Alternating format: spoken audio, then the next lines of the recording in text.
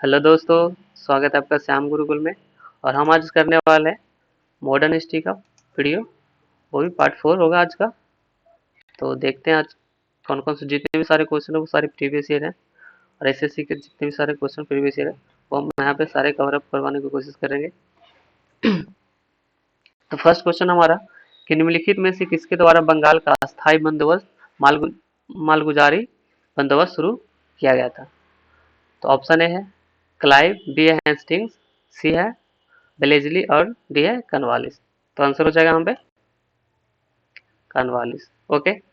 अस्थायी बंदोबस्त ये बंग मतलब अगर पूछा जाए कि कौन कौन से राज्यों में लागू किया गया था तो आप बता सकते हो बंगाल,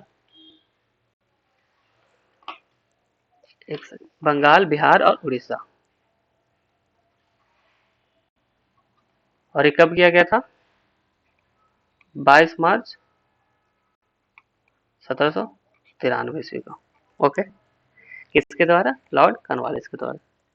नेक्स्ट हमारे भारतीय सिविल सेवा किस गवर्नर जनरल वायसराय के दौरान आरंभ की गई थी। ऑप्शन ए है डलहौजी, बी है कर्जन, सी है बेंटिंग और डी है कॉर्नवालिस। तो ये क्या हो जाएगा? Lord Cornwallis. ओके। भारतीय लोक सेवा का जनक किन्हें कहा जाता है तो वही भी आप बताओगे कॉर्नवालिस को। नेक्स्ट हमारा भारतीय स्वाधीनता बिल लंदन में हाउस ऑफ कॉमन्स में पहली बार किस दिन पेश किया गया था। ऑप्शन ए 10 अगस्त 1947, अगस्त 1 1947, 14 जुलाई 1947 और जुलाई 4 1947। तो आंसर हो जाएगा यहाँ पे 4 जुलाई 1947। ठीक है। अगर पूछा जाए कि इस विधेयक को शाही स्वीकृति कब मिली थी तो ये पेश किया गया था 4 जुलाई को, लेकिन शाही स्वीकृति मिली थी इसको 18 जुलाई 1947 ईस्वी को। ओके। नेक्स्ट हमारा ब्रिटिश ईस्ट इंडिया कंपनी के शासनकाल में सदर दीवानी अदालत की स्थापना किसने की थी। ऑप्शन ए है लेजली, बी है वारेन हेस्टिंग, सी है डलहौजी और डी है कॉर्नवालिस। तो इसका आंसर हो जाएगा वारेन हेस्टिंग्स। ओके। ये सदर दीवानी अदालत जो थी वो सर्वोच्च न्यायालय मानी जाती थी और इनकी स्थापना कब की गई थी तो इसकी स्थापना की गई थी 1772 ईस्वी में। ठीक है। कहाँ की गई थी तो कलकत्ता में। ओके। नेक्स्ट हमारा मार्ले मिंटो सुधार किस वर्ष में पारित हुआ। 1917, 1902, 1909, 1912। तो कब हुआ था? 1909 में। ठीक है। इसको शाही स्वीकृति कब मिली थी तो ये मिली थी 25 मार्च 1909 को। ठीक है। इसका मुख्य उद्देश्य क्या था? अगर आपसे पूछा जाए कि मार्लो मिंटो सुधार का मुख्य उद्देश्य क्या था तो मुख्य उद्देश्य था भारतीय को भागीदारी को बढ़ाना और जो भी भारतीय राष्ट्रीय कांग्रेस के जो नरमपंथी थे उनकी मांगों को भी स्वीकार करना और विधान परिषदों के अधिकारों के क्षेत्र में वृद्धि करना। ओके। नेक्स्ट है भारत में अंग्रेजी शिक्षा किसने आरंभ की। ऑप्शन ए कर्जन, बी है मेघालय, सी है डलहौजी और डी है बेंटिंग। तो किसने की थी तो हो जाएगा मेघालय ने। ओके। भारतीय शिक्षा का प्रारूप नामक शीर्षक आया था उनके द्वारा प्रकाशित किया गया था 1935 ईस्वी में। ठीक है। नेक्स्ट हमारा अलीगढ़ में स्थित जामिया मिलिया इस्लामिया विश्वविद्यालय के प्रथम कुलपति कौन थे। थे ऑप्शन ए है अब्दुल गफ्फार खान, बी है राजकुमारी अमृता कौर, सी है हाकिम अजमल खान और डी है सर सैयद अहमद खान। तो आंसर हो जाएगा हाकिम अजमल खान। ओके। और जो है स्थित है जामिया मिलिया इस्लामिया जो अलीगढ़ में उसकी स्थापना कब की गई थी तो ब्रिटिश शासन के दौरान ही की गई थी 1920 ईस्वी में। नेक्स्ट हमारा किस वायसराय के कार्यकाल के दौरान भारत की राजधानी कोलकाता में हस्तांतरित होकर दिल्ली बनी। ओके। ऑप्शन है लॉर्ड कैनिंग, बी है लॉर्ड हार्डिंग, सी है लॉर्ड लिटन और डी है लॉर्ड क्लाइव। तो इसका आंसर हो जाएगा Lord Hardinge. Lord Hardinge. Okay. जो 12 दिसंबर 1911 को दिल्ली दरबार में कौन आए थे तो तत्कालीन जो सम्राट थे वो जॉर्ज पंचम और उनके साथ महारानी मैरी आई थी। जो उस वक्त भारत की राजधानी कहाँ हुआ करता था तो कोलकाता हुआ करता था। इनका कार्यकाल बना थे लॉर्ड हार्डिंग का तो 1910 से 1916 और हस्तांतरित कब की गई थी तो 1912 ईस्वी में फिर हस्तांतरित कर दी गई थी दिल्ली को। कलकत्ता को राजधानी जो भारत का था वो दिल्ली बनी। निम्नलिखित में से किस एक्ट ने मुसलमानों के लिए अलग मतदाताओं सामुदायिक प्रतिरूप की पेश की? ऑप्शन है 1892 एक्ट, बी है एक्ट ऑफ 1909, सी है 1919 का संशोधन और डी है 1935 का भारत सरकार एक्ट। तो आंसर हो जाएगा एक्ट ऑफ 1909। ओके, इसी को इसी को माना जाता है कि ये हिंदू मुस्लिम एकता को विभाजित करने के लिए जो एक्ट अगर बनाया गया था तो ये 1909 बनाया गया था। इसका ये था कि ये मतलब कि जो मुस्लिम सीटों के लिए वो अलग होगा, अलग निर्वाचित किए जाएंगे, अलग क्षेत्र बनेगा उनका, और हिंदुओं के लिए अलग होगा, इसलिए इसे कहा जाता है हिंदू मुस्लिम एकता को विभाजित करने वाला एक्ट। ओके, नेक्स्ट, भारत में बजट व्यवस्था का आरंभ किस वायसराय के काल में हुआ? ऑप्शन है कैनिंग, बी है डलहौजी, सी है रिपन और डी है एल्गिन। ओके,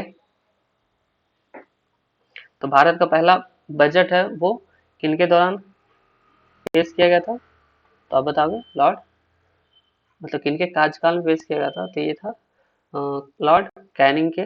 ठीक है, कब पेश किया गया था? तो ये पेश किया गया था 7 अप्रैल 1860 ईस्वी को। ओके, पेश किसने किया था? तो 1800 को जेम्स विल्सन ने, जेम्स विल्सन ने। ओके, नेक्स्ट हमारा, ब्रिटिश सरकार ने कंपनी के कार्यों में हस्तक्षेप किया और 1773 ईस्वी में एक अधिनियम पारित किया जिसका नाम क्या था? नियामक अधिनियम, पिट्स इंडिया अधिनियम, चार्टर अधिनियम और कंपनी अधिनियम। तो ऑप्शन ऑप्शन हो जाएगा नियामक अधिनियम। नियामक अधिनियम को ही बोलते हैं इंग्लिश में रेगुलेटिंग एक्ट, रेगुलेटिंग एक्ट, जो 1773 ईस्वी में आया था। ओके, और इस अधिनियम के तहत क्या किया गया था कि बंगाल के गवर्नर, बंगाल के जो गवर्नर थे वारेन हेस्टिंग, उसको इस अधिनियम के तहत बंगाल का गवर्नर जनरल बना दिया गया था 1773 में जो आया था। नेक्स्ट, हमारे निम्नलिखित में से किसके द्वारा सती प्रथा पर रोक लगाई गई थी? ओके, ऑप्शन है वारेन हेस्टिंग, बी है लॉर्ड विलेजली, सी है लॉर्ड विलियम बैटिंग और डी है लॉर्ड डलहौजी। ओके, तो आंसर हो जाएगा Lord William batting. Lord William batting ने कब सती प्रथा पर रोक लगाई थी? तो 1829 ईस्वी में। ओके, इनका सहयोग किनका मिला था अगर पूछा जाए तो? राजा राम मोहन राय, राजा राम मोहन राय ने इनके साथ सहयोग मिला था इन दोनों को, और इन दोनों ने सती प्रथा को समाप्त किया था, जिसके तहत एक रेगुलेशन एक्ट भी बनाया गया था। ठीक है, जो बंगाल रेगुलेशन एक्ट के तहत रेगुलेशन एक्ट बनाया गया था। कब बनाया गया था? तो 1929 ईस्वी में बनाया गया था। इसके तहत क्या किया गया था कि अवैध घोषित कर दिया गया था कि सती प्रथा को अगर करता है तो वो अवैध माना जाएगा। नेक्स्ट है, ब्रिटिश क्राउन ने ईस्ट इंडिया कंपनी से भारत पर व्यवस्था किस वर्ष प्राप्त की? ऑप्शन है 1857, 1858 और 1859, 1860। तो ये 1857, 1857 में जब वो क्रांति सिपाही विद्रोह हुआ था उसके बाद ही ब्रिटिश क्राउन ने ईस्ट इंडिया से क्या किया, अपनी प्रभुसत्ता को प्राप्त कर लिया। और 1857 में भारत सरकार अधिनियम के शासन को कंपनी ने मतलब उसे ब्रिटिश सरकार को सौंप दिया। ठीक है, नेक्स्ट हमारा, द्वैध शासन किस गवर्नमेंट ऑफ इंडिया एक्ट द्वारा लागू किया गया था? ऑप्शन है 1909, 1919, 1935, में से किसी से भी नहीं। तो ये 1919 में किया गया था। 1919 में कौन थे? तो ये किनके द्वारा किया गया था? तो लॉर्ड जेम्स फोर्ड के द्वारा किया गया था, जो कि 1916 से 1921 तक इनका कार्यकाल रहा था। ठीक है,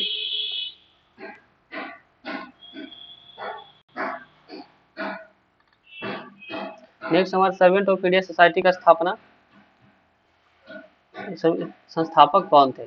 ओके, तो ऑप्शन हो जाएगा जीके गोखले, एमजी रनाडे, बीजी तिलक और बिपिन चंद्र पाल। तो आंसर हो जाएगा गोपाल कृष्ण गोखले। गोपाल कृष्ण गोखले ने सर्वेंट ऑफ इंडिया सोसाइटी का स्थापना की थी, कब किया था? तो 1905 ईस्वी का। इसका उद्देश्य क्या था? इसका उद्देश्य था जो अपने मातृभूमि का किसी न किसी रूप में सेवा करना। नेक्स्ट हमारा वापस वेदों की ओर आह्वान किया था। तो ऑप्शन है यहाँ पे स्वामी विवेकानंद द्वारा, स्वामी दयानंद सरस्वती के द्वारा, ऑप्शन सी अरविंद घोष द्वारा, राजा राम मोहन राय के द्वारा। तो आंसर हो जाएगा इसका स्वामी दयानंद सरस्वती के द्वारा। स्वामी दयानंद सरस्वती ने एक समाज की स्थापना की थी। कौन समाज की स्थापना की थी? तो आर्य समाज की स्थापना की थी। कब करा था? तो 1875 ईस्वी में किया था। ओके। इसका ये जो समाज का था उसका उद्देश्य क्या था? तो उसका उद्देश्य था जो छुआछूत जो था, जाति व्यवस्था का, ये सब का विरोध करना था। ठीक है। स्वराज शब्द का भी प्रयोग पहले इन्होंने ही किया था राष्ट्रीय भाषा और हिंदी को राष्ट्रीय भाषा के रूप में भी दयानंद सरस्वती ने स्वीकार किया था। ओके। इनकी मृत्यु हो गई थी, आपको बता दें 1883 ईस्वी में इनकी मृत्यु हो गई थी दयानंद सरस्वती। नेक्स्ट हमारा सन 1909 ईस्वी में पारित पार्लियामेंट्री सुधार का उद्देश्य क्या था? महिलाओं को राजनीति में लाना, असेंबली में भारतीयों की भागीदारी बढ़ाना, विश्व युद्ध में सहयोग के लिए तैयार करना और उन्हें पृथक निर्वाचन प्रणाली लागू करना। तो ये पार्लियामेंट्री सुधार जो 1909 में आया था वो उसका उद्देश्य क्या था? पृथक निर्वाचन प्रणाली को, मतलब जो मुसलमानों के लिए अलग निर्वाचन क्षेत्र बनाए जाएंगे, हिंदुओं के लिए अलग। नेक्स्ट हमारा नए भारत का पैगंबर किससे कहा जाता है? दयानंद सरस्वती को, श्री रामकृष्ण को, राजा राम मोहन राय, स्वामी विवेकानंद। तो इसका आंसर हो जाएगा रामकृष्ण परमहंस को। ठीक है। एक यहाँ से एक और क्वेश्चन बनता है कि ये जो रामकृष्ण मिशन था उनके स्थापना किसने करा था? तो उनका स्थापना किया था किसने? स्वामी विवेकानंद जी ने। ठीक है। नेक्स्ट हमारे निम्नलिखित में से भारत में स्थापित स्वशासन का अग्रगामी कौन थे? Lord Ripon, Mayo, Lytton, Curzon. तो इसका आंसर हो जाएगा Lord Ripon. Okay. Lord Ripon को भारतीय अस्थायी स्वशासन का जनक माना जाता है। ठीक है, लॉर्ड रिपन को। ओके।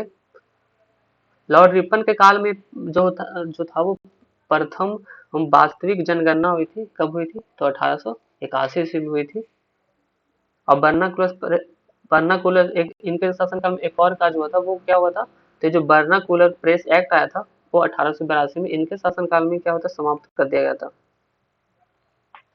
और सबसे सर्वाधिक अगर कोई लोकप्रिय गवर्नर जनरल माना जाता है तो वो माना जाता है लॉर्ड रिपन को। ओके। नेक्स्ट हमारा रैयत बाड़ी व्यवस्था किसने विकसित की थी?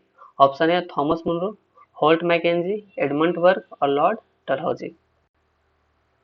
तो आंसर हो जाएगा थॉमस मुनरो ने। ओके। थॉमस मुनरो ने 1820 ईस्वी में रैयत बाड़ी व्यवस्था की स्थापना करा था, मतलब शुरुआत किया था 1820 ईस्वी में।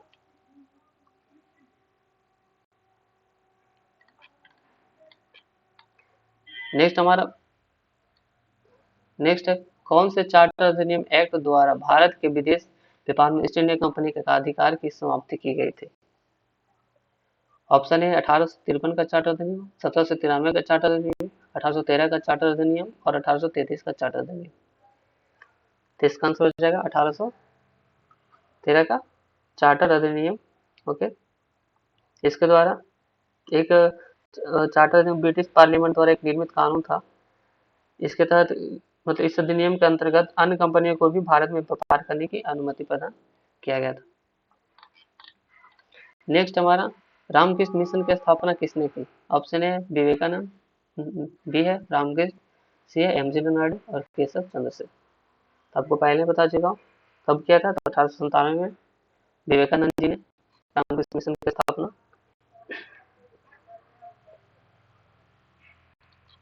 और एक क्वेश्चन यहाँ पे और बनता है कि बेल्लोर की स्थापना किसने किया था?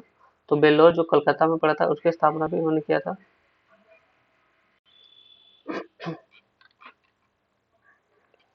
नेक्स्ट निम्नलिखित निम्न में से किसने राज अपनी नीति का क्रियान्वित किया? ऑप्शन है लॉर्ड कैनिंग, बी है लॉर्ड डलहौजी, लॉर्ड हेस्टिंग और लॉर्ड रिपन। तो राज अपहरण की नीति किसने अपनाई थी? तो ऑप्शन है यहाँ पे लॉर्ड डलहौजी। राजपरन नीति के अंतर्गत ही सतारा, जैतपुर, संभलपुर, झांसी इत्यादि राज्यों का अंग्रेजी में राज्य में मिला लिया गया था। तो ये राजपरन नीति के द्वारा ही किया गया था। नेक्स्ट हमारा भारतीय विश्वविद्यालय अधिनियम किसने पारित किया था? Option A Lord Lytton, Lord Curzon, Lord Minto, Lord Ripon.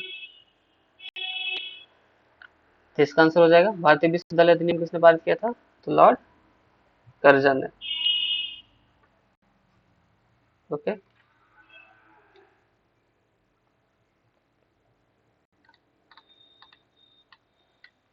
Next हमारा लॉर्ड कर्जन के बादशाह होने के दौरान कौन सी घटना नहीं घटी? पुरातत्व विभाग की स्थापना, द्वितीय दिल्ली दरबार, भारतीय राष्ट्रीय कांग्रेस का गठन और बंगाल का विभाजन।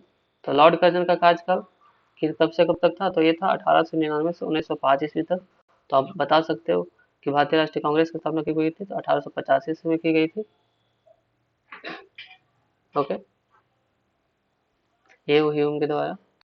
तो ये था हमारा आज का क्वेश्चन। आई होप आपको अच्छा लगा। अगर वीडियो इन्फॉर्मेटिव लगा तो शेयर जरूर करें और चैनल को सब्सक्राइब कर लें। मिलते हैं नेक्स्ट वीडियो में, तब तक के लिए बाय बाय।